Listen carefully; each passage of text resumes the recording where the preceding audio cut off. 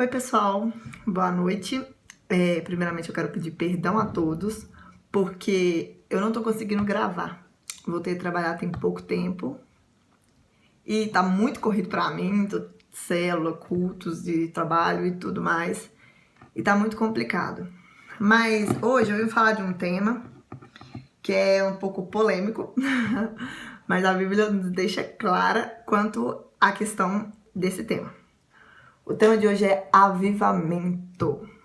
Bom, quando a gente fala avivamento hoje em dia, a primeira coisa que vem na mente das pessoas normalmente é todo mundo rodando e aquele papai, aquelas músicas de de fogo, varão de guerra e tal. E as pessoas pensam nisso toda vez que é ligado ao avivamento. Ou também pensam, associam a milagres, a coisas sobrenaturais, sinais, evidências, né, físicas do mover de Deus. Por exemplo, cura, libertações. Isto as pessoas associam diretamente ao avivamento. Mas o que a Bíblia diz sobre avivamento? Muitas pessoas acreditam que o avivamento aconteceu somente após a descida do Espírito Santo em Atos, e a partir daquilo ali foi um avivamento mundial e tal. Temos vários exemplos de avivamento que são chamados de avivamento, né? Como a Rua Azusa. Temos também movimento de milagres acontecendo, Benny Hinn, Kennedy Reagan, esses caras assim, que foram grandes chamados avivalistas, né? E eu quero trazer o avivamento para o nosso cenário atual hoje, atual aqui do Brasil. No Brasil, o que nós temos visto quando a gente liga a televisão, é só corrupção, corrupção e corrupção, é gente sendo presa, gente sendo solta e delação premiada e tal. E, além disso, nós temos visto também, além dessa corrupção com os grandes, nós temos visto corrupção também com nós, que somos mais pobres, a ralé da sociedade e tal. Porque nós vemos pessoas que roubam para, entre aspas, dizem que é para se sustentar. Nós vemos também pessoas que cometem crimes atrás de crimes, ou pessoas que simplesmente furam uma fila do ônibus, ou passam uma nota falsa, dá um troco errado de propósito, ou recebe um troco a mais e não devolve. Isto também é falta de Cristo, é falta de conhecer verdadeiramente a Cristo. E nós temos focado muito nos pecados grandes, digamos assim, esquecendo dos pequenos que nós cometemos todos os dias. Nós somos uma nação que se denomina maioria cristã. Se denomina, eu falo isso porque assim, eu acredito, lendo a Bíblia e conhecendo a palavra de Deus, eu acredito que se nós fôssemos uma nação de maioria cristã, nós não estaremos como estamos hoje. Porque se você chegar para a maioria das pessoas que estão presas hoje em dia e perguntarem para elas qual religião que elas seguem, em quem elas acreditam, eu garanto que elas vão dizer que a maioria é cristã. Mas então, se nós somos um país de maioria cristã, a maioria se diz cristã, por que nós estamos do jeito que estamos? Porque nós acreditamos num falso avivamento. Nós acreditamos que avivamento é cair no espírito e levantar do mesmo jeito que nós caímos. Avivamento pra gente é ver sinais acontecendo, pessoas falando em línguas, pessoas sendo curadas, e a gente sair da igreja do mesmo jeito que a gente entrou. Avivamento pra gente é não ter prazer na palavra, mas ter prazer em hinos, tocar hinos e mais hinos, 1h30 de louvor e 30 minutos de pregação, e olha lá, porque nós ainda temos que lembrar do apelo emocional e dos dízimos e ofertas e campanhas atrás de campanhas, que nunca trazem o verdadeiro arrependimento. Lá em Neemias, capítulo 8, vai contar uma das mais bonitas narrativas bíblicas sobre o verdadeiro avivamento. É o seguinte, o muro de Jerusalém estava reconstruído, o templo de Jerusalém estava reconstruído e o povo vivia em cativeiro. O que acontece? De repente, eles se reúnem toda uma nação para ler a palavra de Deus. Simplesmente para isso. E eu vou ler Neemias 8, a partir do verso 1, mas no finalzinho dele só. Pediram ao escriba Esdras que trouxesse o livro da lei de Moisés que o Senhor dera a Israel. Assim, do primeiro dia do 7º mês, o sacerdote Esdras trouxe a lei diante da assembleia, que era constituída de homens, mulheres e de todos que podiam entender. Ele leu em voz alta desde o raiar da manhã até o meio-dia, de frente para a praça, em frente à porta das águas, na presença de todos homens, mulheres e de outros que podiam entender, e de todo o povo todo o povo ouvia com atenção a leitura do livro da lei. Versículo 5. Esdras abriu o livro diante de todo o povo, e este podia vê-lo, pois ele estava num lugar mais alto. E quando abriu o livro, todo o povo se levantou. Esdras louvou ao Senhor com o grande Deus, e todo o povo ergueu as mãos e respondeu: Amém, Amém. Então eles adoraram o Senhor prostrados, com o rosto em terra. Versículo 8. Leram o livro da lei de Deus, interpretando-o e explicando, a fim de que o povo entendesse o que estava sendo lido. Versículo 9, no final dele. Este é o dia consagrado ao Senhor nosso Deus. Nada de tristeza e de choro. Eles disseram isso porque todo o povo estava chorando enquanto ouvia as palavras da lei. E Neemias acrescentou, versículo 10. Podem sair, comam e bebam do melhor que tiverem e repartam com todos os que nada têm. Este dia é consagrado ao nosso Senhor. Não se entristeçam, porque a alegria do Senhor os fortalecerá. Bom, nesse versículo 8 vai relatar a forma de que a comunidade judaica foi despertada para aquilo que Deus queria para a vida deles. Eles foram despertados através da leitura das Escrituras.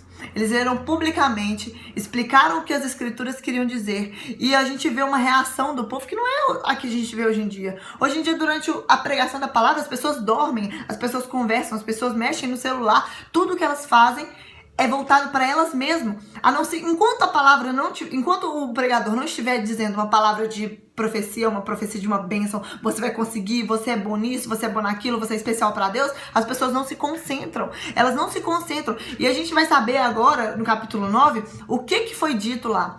Porque no capítulo 9 inteiro vai falar como o povo reconheceu o pecado dele diante de Deus, e isso trouxe arrependimento no coração do povo. Isto é o verdadeiro avivamento. No capítulo 9 mesmo, Deus começa a devolver a honra do povo. Só que isso só veio após o verdadeiro arrependimento, no início do capítulo 9. Às vezes, nós temos que clamar a Deus para que Ele nos desperte para a palavra dele. Porque a palavra de Deus traz verdadeiro avivamento. Nós estamos lendo o livro de Neemias. No livro de Neemias, nós não tínhamos o Espírito Santo dentro das pessoas. A gente não vê o Espírito Santo dentro das pessoas no livro de Neemias. A gente vê pessoas sendo usadas pelo Espírito Santo.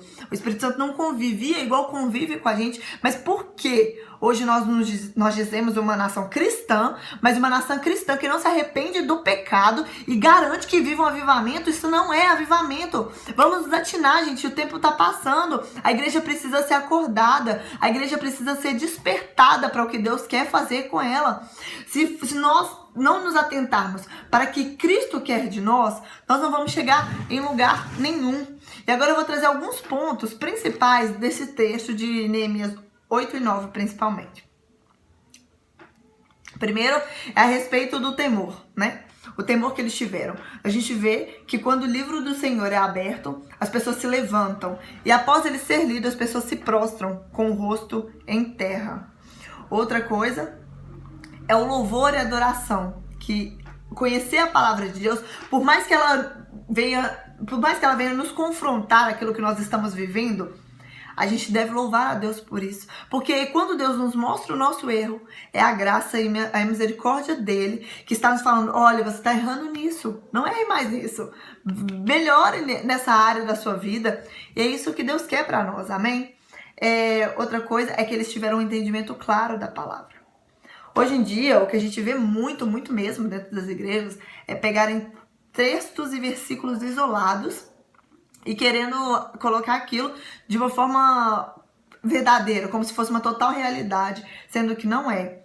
Para a gente entender tudo o que Deus quer falar com a gente precisa meditar no livro da lei, de dia e de noite. Mas além disso, nós devemos entender contextos da história. Não adianta eu pegar um trecho e falar assim: ai, eu e minha casa serviremos ao Senhor, como se isso fosse uma promessa de Deus, sendo que quem disse isso foi Josué. Josué estava se posicionando, dizendo: vocês podem adorar outros deuses, mas eu e minha casa serviremos ao Senhor. Isso não é uma promessa total de Deus. Mas as pessoas, por pegarem um versículo isolado, usam como se fosse Deus te garantindo, vocês em sua casa servirão a mim. Não, gente. Então vamos aprender a ler o contexto bíblico. Quem me conhece sabe que eu bato muito nessa tecla. Tudo que vierem falar comigo, pelo amor de Deus, tem que ter uma base bíblica pelo menos. Porque texto fora de contexto vira pretexto, né? É o que dizem sempre. Outra coisa é que os resultados da leitura pública da palavra foi confissão, arrependimento e renovação do pacto, e alegria e contentamento. No capítulo, se não me engano, 10 também fala um pouco disso, com relação a que eles se arrependeram e eles começaram a criar um novo pacto com Deus. Eles colocaram por escrito o que eles iam fazer agora para cumprir a lei e que se eles não cumprissem, o que iria acontecer com eles. Então eles começam a fazer provas de Deus. Eles começam a provar para Deus que eles queriam mesmo melhorar.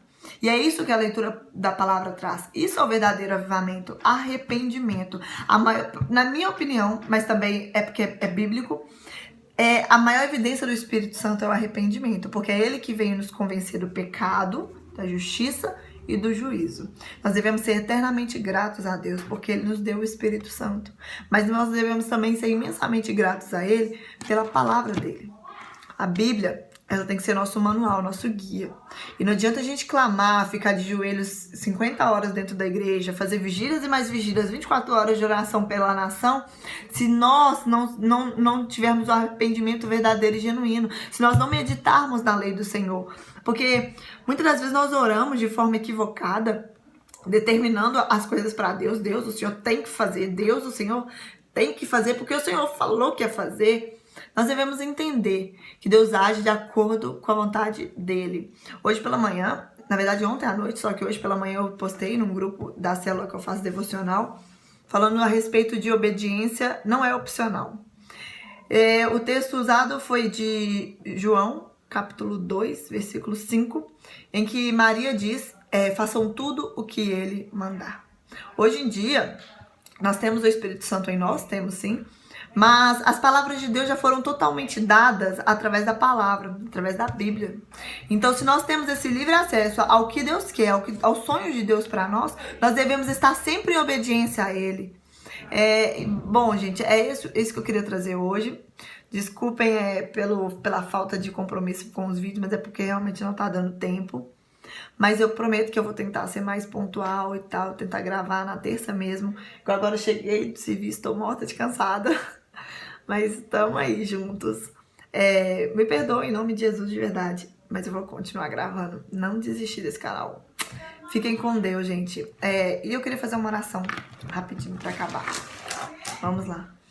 Senhor Jesus, eu te agradeço, Deus, porque o Senhor tem falado comigo essa semana sobre o livro de Jeremias e sobre o verdadeiro avivamento. Pai, trabalhe em mim primeiro e também nas pessoas que me assistem, Senhor. Que nós venhamos ser despertados para o arrependimento e para o teu avivamento, Pai, que nos traz arrependimento dos pecados e prazer na leitura da tua palavra. Senhor, que nós venhamos ter sede da tua palavra para que ela gere em nós o verdadeiro avivamento, que é o sonho do teu coração. Nós clamamos, Senhor, como igreja, também pela nossa nação. Pai, desperta os cristãos da nossa nação, Pai. Desperta os cristãos do Brasil, que eles não venham ser simplesmente ter o título de cristãos, mas que o teu Espírito venha falar com cada um de nós e nos despertar, Pai. Em nome de Jesus eu oro. Amém. E eu queria indicar uma música chamada Noiva, do Gabriel Guedes, que fala sobre isso, sobre o despertar da igreja. E glória a Deus, gente. É isso. Fiquem com Deus. Até o próximo vídeo.